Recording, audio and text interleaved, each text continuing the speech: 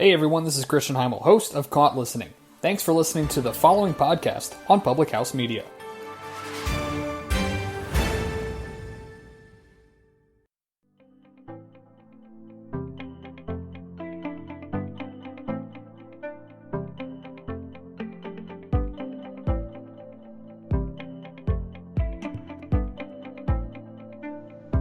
Hello everybody, it's No Filter Friday on Public House Media, and I'm sitting here with tea, because, really I should have a gallon of it, because this is necessary, because we have had a week in Hollywood. It's been almost too good to be true. I said it. I said that this week was going to be a pre-taped episode, and I pre-taped it, and David Bobke did an amazing job pulling together the engineering for it. We had it all. It was like a little egg in a nest. It was like ready to hatch. And then amazingness happened. So I'm going to take a second to share the show. You also shared the show. David, is that you? Is that who's coming in? Leave me a comment so I know, so I can see who it is, please, and we can all talk together. I have flowers on my desk, and they're kind of creeping into my situation, but that's okay. That's okay. Corona is an ugly, ugly time, and 1 or 2 flowers is good. Does it sound okay, David? What do you think? Hi, Brittany. What's up, my cousin Brittany? All right, so. Take a second, share the show. I'm going to share the show right now, because we have so many of these sick, disgusting, vile hoes to drag. Oh, it's too good. It's too good. It's too good. I need more tea. Because it's just, it's wonderful. Hello, Roger Neal. Happy Friday. Thanks for creeping on my gram. I saw that you came on while I was trying to get ready. This week was straight cray nuttiness. It's like the best kind of nuttiness. I absolutely love and adore it. So. Okay, let's share the show if we can. I'm waiting for it to pop up on my feed. Let us see. There it is. Perfect. Okay, great. Let's share. We're dragging all these hoes tonight.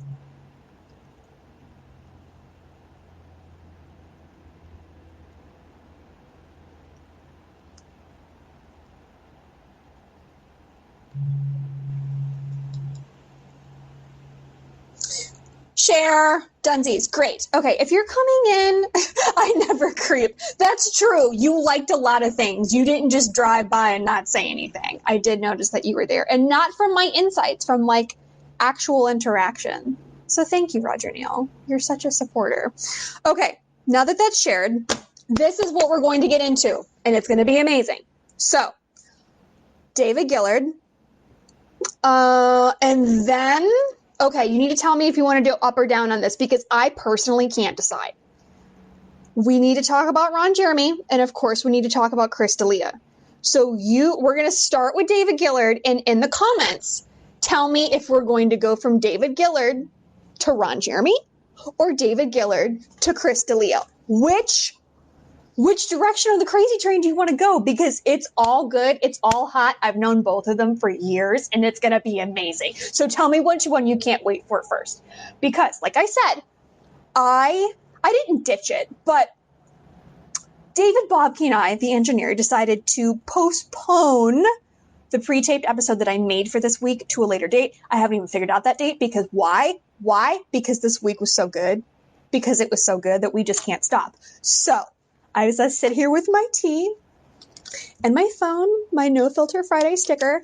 Speaking of stickers, I have a bunch. I've been trying. Okay, I did not clean this raggedy desk because it's still raggedy, but I have rearranged the raggediness, and I still have No Filter Friday stickers around. So if you would like, that's not a thing anymore. Anyway, if you would like No Filter Friday stickers, I have some. So, everybody's okay. Keep voting. Keep telling me in the comments if we're going to go from David Guillod to Chris D'Elia or to Ron Jeremy.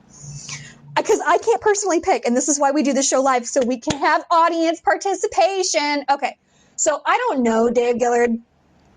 He apparently he was a manager / producer, which is not uncommon. That happens all the time. And he produced on like Atomic Blonde with Charlize Theron and Extraction and like a few other things.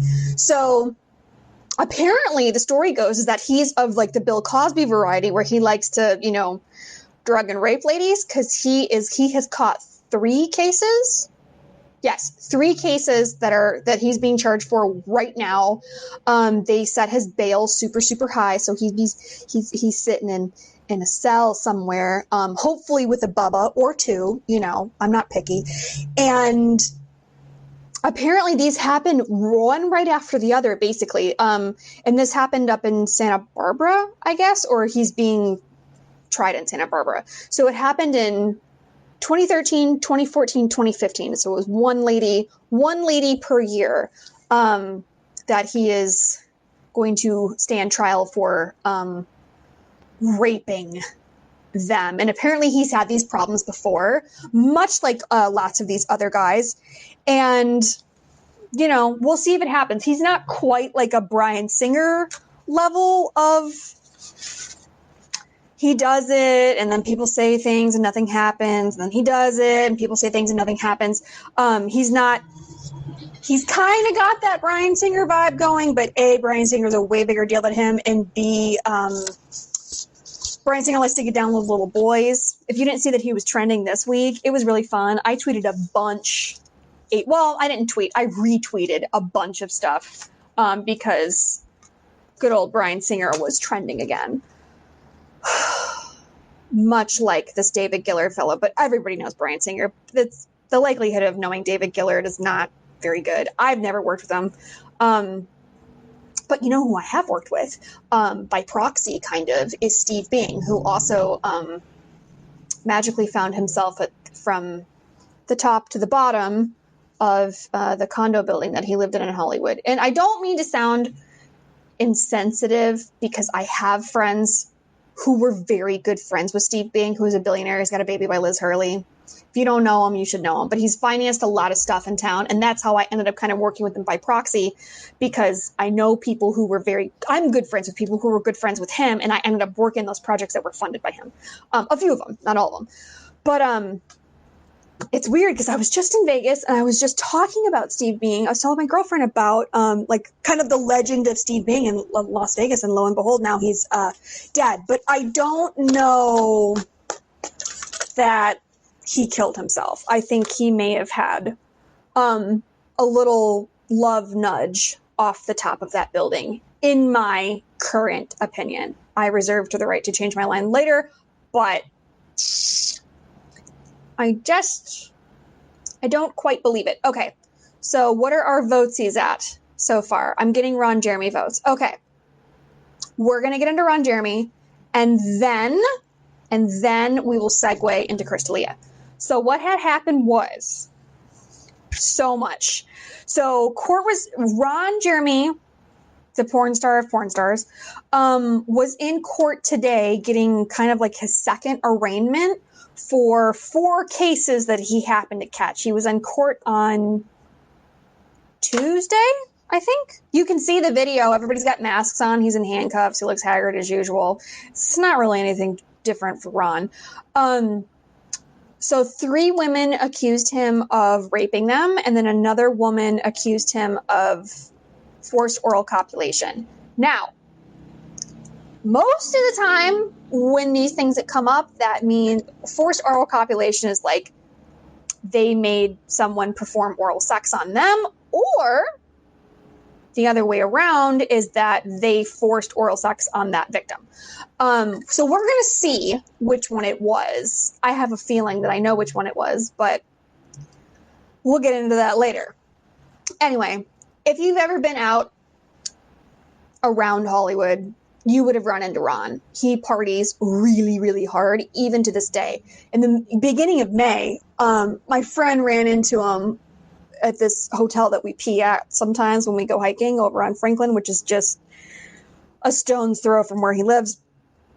And I was like, oh my God, stay away. So still, even in Corona time, still partying super, super, super hard. And his bail is at like $3.3 million or something. So he's not going anywhere.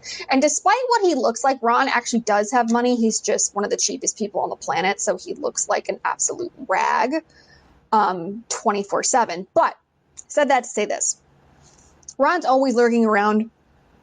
And his favorite activity is when TMZ's around or there's other like cameras around, like Terry at Pop Candies, all those types of like street paparazzi that are kind of a dying breed, but whatever. He's always, always, always dunking his face in the nearest set of tits for the cameras, honking on stuff, squeezing on stuff, doing all the things that he has no business doing. This little porn star, I think her name's Kara Cotton. Don't quote me on her name. You can find it if you want to, though. But she told a story about how she was sitting in makeup for this game show that they were hosting on a yacht, and he just walked up to her and was like, "Hey, do you want to see a magic trick?" Which was Ron's like signature party trick, which was disgusting. And like, if you didn't know, he has a penile implant. And he would like hit the button for it. It was just gross. And then while she was just sitting in makeup, getting her hair and makeup done, he just shoved her hand right up her vagina, like it was no big deal. Which that's kind of how you become a rapist. He just had so much entitlement to other people's bodies. It is outside of just him being disgusting and so gross and sickening, just as his own being, his entitlement to other people's bodies. And I don't even want to say being cavalier, but just consent was just a concept and a word that never even crossed his raggedy mind. So this does not surprise me. We're going to hear more. There's going to be so many more people that come out against Ron Jeremy. So many more. Even when I reposted on my Facebook, everybody had a story of Ron groping them, touching them, pulling them onto his lap. I mean, it gets worse. It always gets worse. But that was just like the surface garden variety stuff. That people are just, comfortable to comment publicly on my Facebook. And don't forget, the guy that grabbed Taylor Swift's behind, that was like a fan or something, got fined like $10,000 or $15,000. So it's not some small deal. And because of all the stuff that's been coming out, especially this week, because it's been like one right after another. David, Chris D'Elia, Ron Jeremy, and like other people too. Like this thing with Jeff Ross is kind of heating up, but we'll get to that at a later time. Anyway, just everybody catching case after case after case after case. It's really, really easy to think about how, these people are just people that are complaining, they're just in it for the money, or they just want attention, or they just had a regretful sexual experience with that and now they're calling it rape.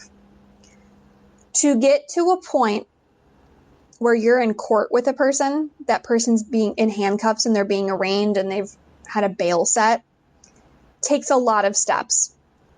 And to go through any one of those steps as the person that's accusing is nothing to sneeze at. It's not a joke. It's not easy by any stretch of the imagination. And you know what?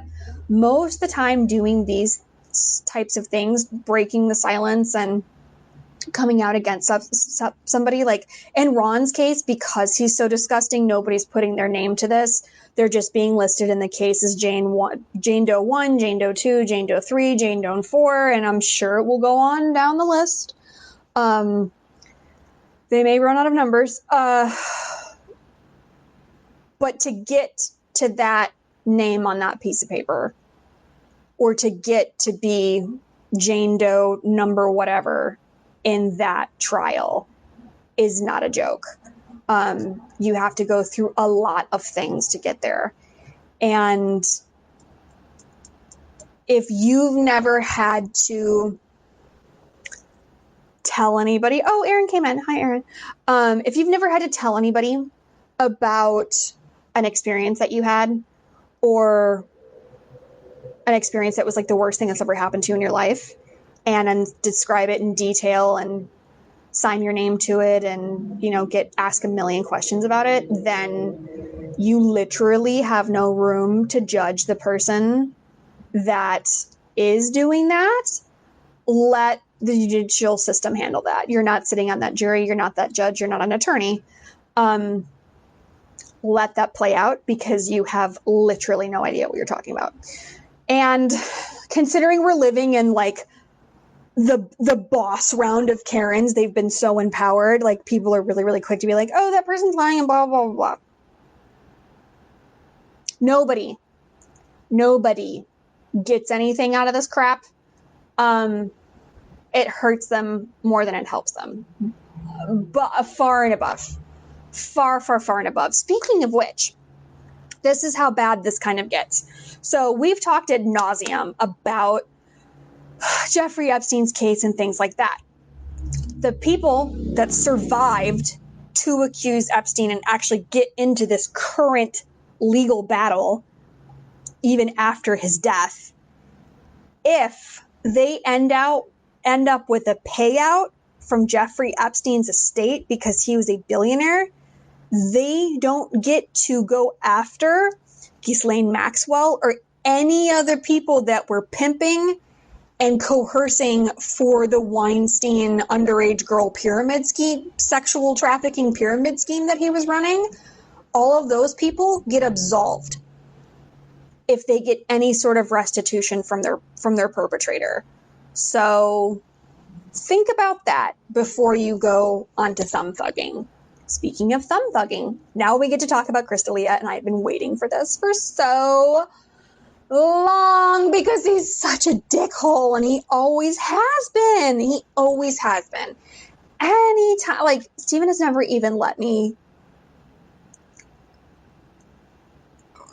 gosh, how can I say this?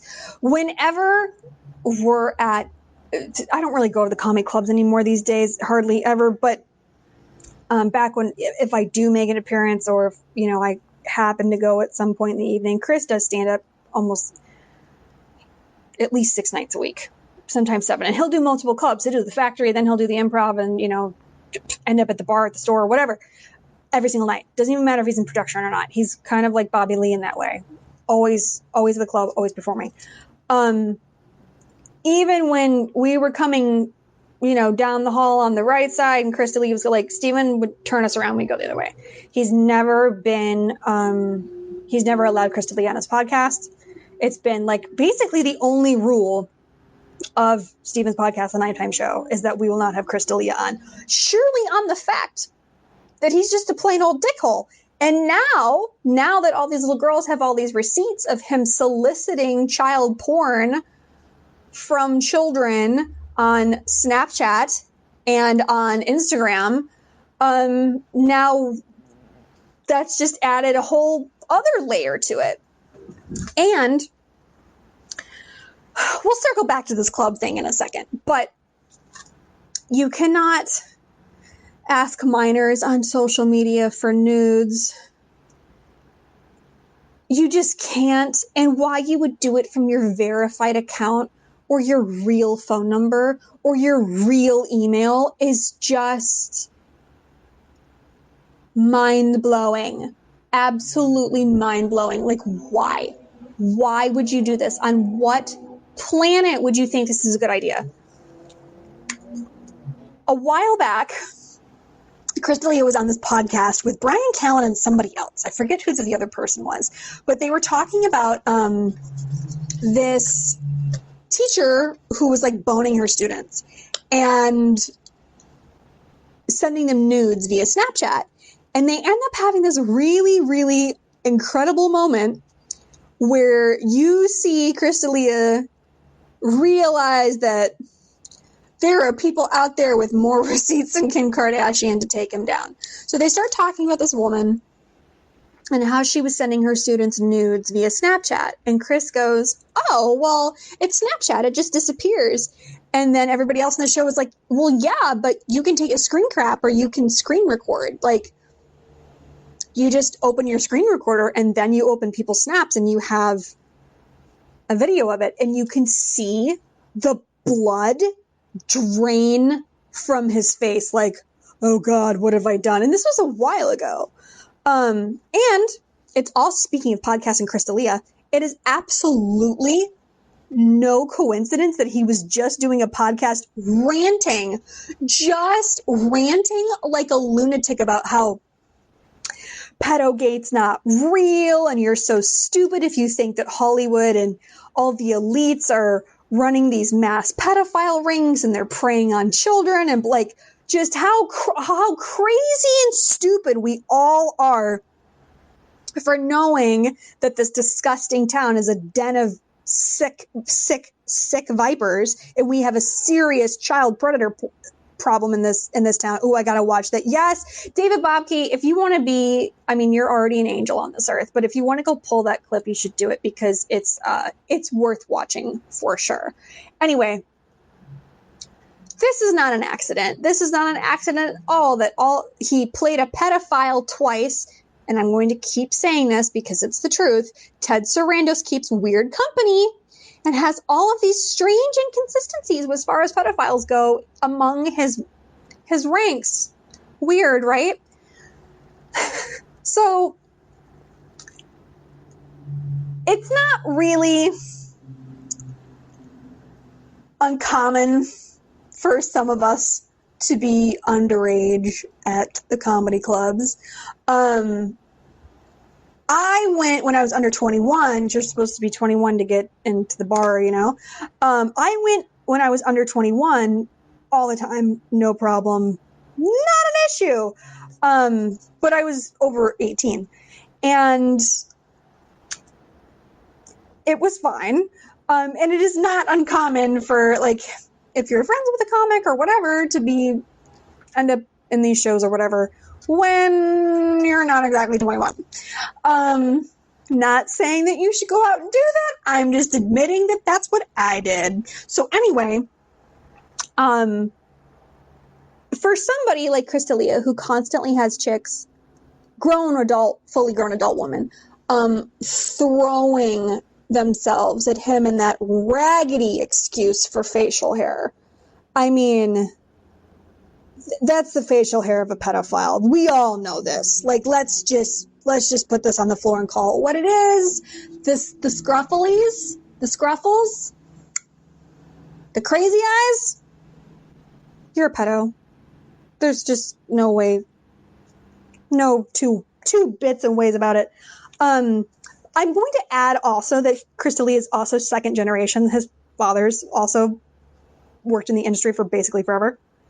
All of that stuff matters. Not a coincidence. Anyway, so Chris has been having underage girls let into the comedy clubs for him. And when I say underage, I mean not under 21 like I was. I mean under 18.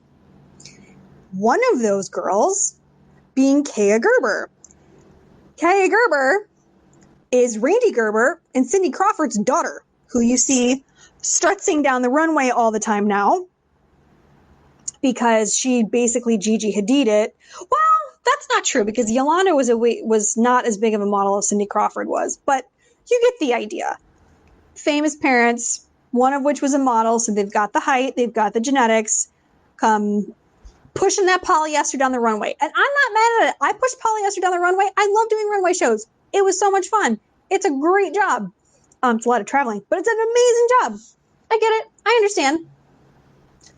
But it's very, very, very strange to me why even her 15, 16-year-old self would even entertain Crystalia. I don't know why. And I would say, oh my God, how would your mother let you do this? But then I remember that her father is Randy Gerber, who is George Clooney's business partner. And George Clooney gets up to some wild, wild, wild stuff. They spent a lot of time in Lake Como. So, who knows? Maybe Cindy and Randy were totally fine with this. Who knows? And of course, the bouncers at the door just let them in. Like, oh, here for Crystalia. Oh, here for some other comic. Okay, great, come in. I can't even knock it because I did the same thing, except I wasn't actually under 18. I was a legal adult, just not a drinking age one, which never stopped anything, but whatever. But according to the streets, all of these little girls that had receipts from Crystalia sliding in their DMs,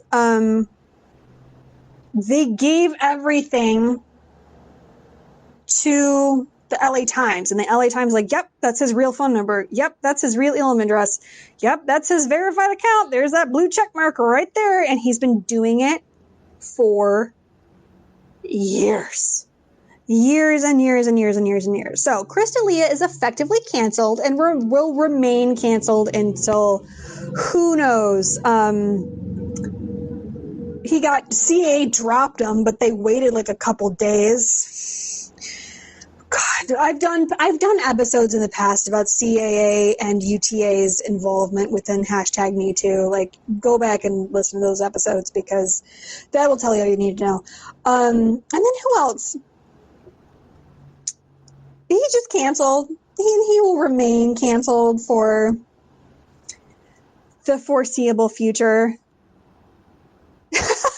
David Bobke, this is why I love you.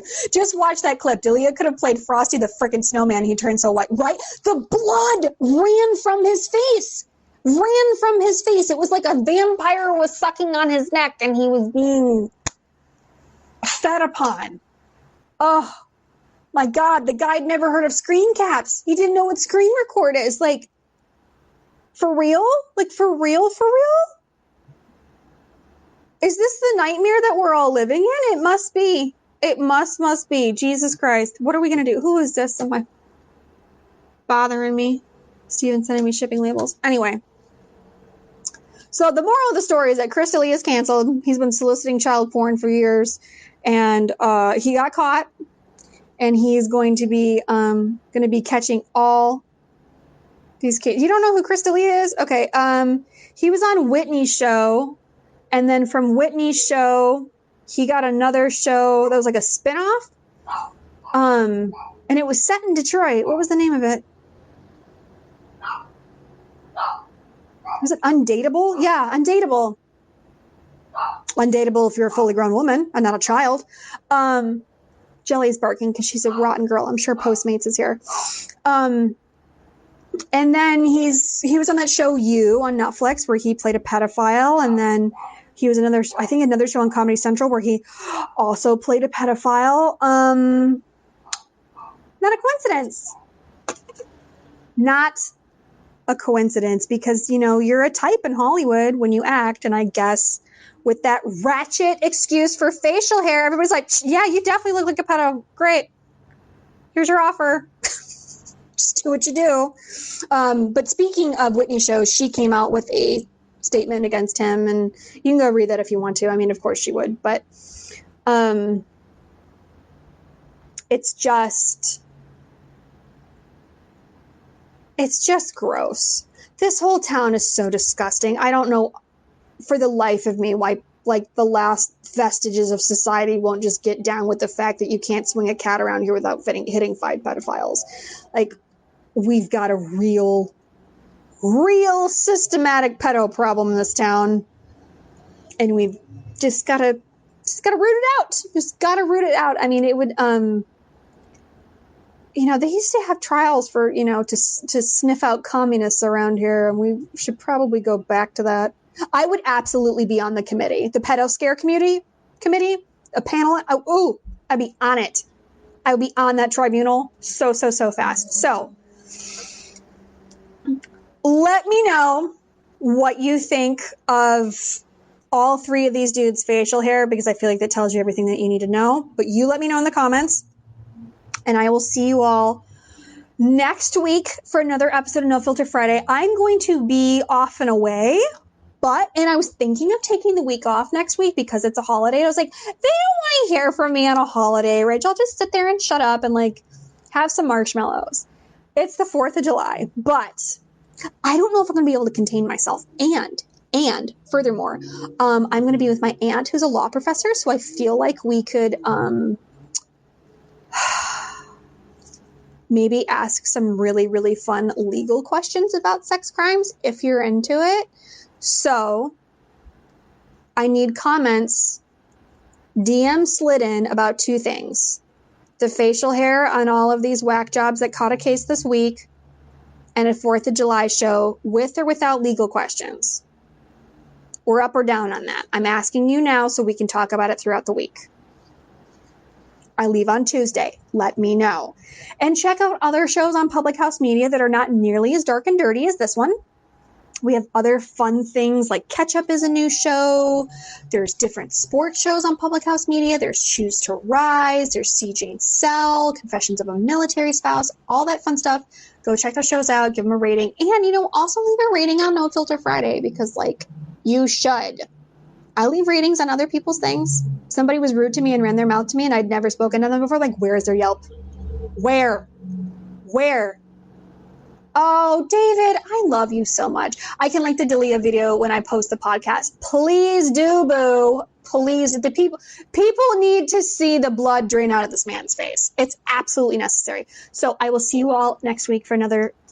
I may or may not see you next week for another episode of No Filter Friday. We'll just leave it that. Give it to me in the comments. Bye.